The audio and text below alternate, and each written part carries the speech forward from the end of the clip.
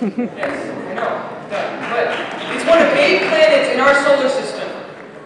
But the really cool thing about this planet is that we are living on it. This is the only planet that we know of in the whole entire universe that can support life. And it's because this planet is in perfect balance. We have the perfect amount of air, water, and sunlight to sustain life. See, there is an extremely thin layer of atmosphere that surrounds and protects our perfectly balanced planet. It's like a blanket over the Earth that keeps us from freezing. It gives us heat, light, fresh air, and keeps us the perfect temperature to sustain life. See, look, energy in the form of light from the sun comes down and it slices right through Earth's thin atmosphere.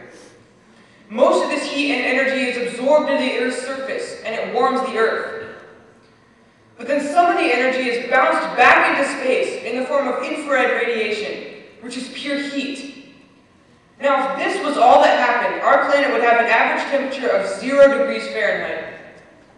Luckily, this isn't all that happens. See, our thin layer of atmosphere is naturally filled with a bunch of gases, such as carbon dioxide, the gas that we breathe out and plants and oceans take in. This system works to keep a perfect balance of carbon in our atmosphere at all times. These gases in the atmosphere stop some of this radiation from going back into space, and it bounces these waves back down to the surface of the Earth again. This perfect process keeps everything working properly. It keeps us the perfect temperature to sustain life, 59 degrees Fahrenheit. See, this cycle is perfectly natural. It's been working for millions of years.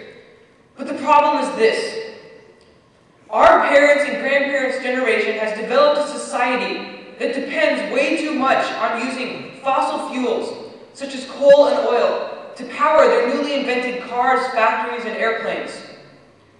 And because we are burning these fuels, our thin shell of atmosphere is being thickened. And coal and oil are actually the organic remains of ancient plants and animals that died millions of years ago. That's why they're called fossil fuels.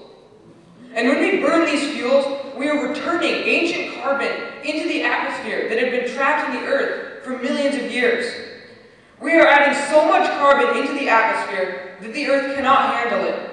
It violently knocks everything out of balance. And when we add all this carbon into the atmosphere, we are thickening our once thin blanket that is covering and warming the Earth. And now since it's thicker, more heat gets bounced back to the Earth's surface, making us hotter.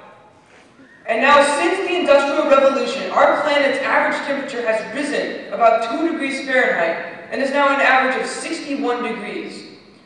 Now I know 2 degrees does not sound like a lot, but our planet has such a perfect balance that a 2-degree change has a domino effect throughout our planet. See, a 2-degree change in global temperature would, of course, lead to warmer oceans and warmer land. Warmer water causes the ice to melt. The sea level then rises. Warmer water also results in extreme destructive weather like hurricanes, tornadoes, and floods.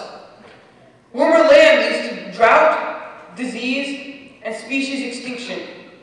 And then as a result of everything else, we run into food and water shortages.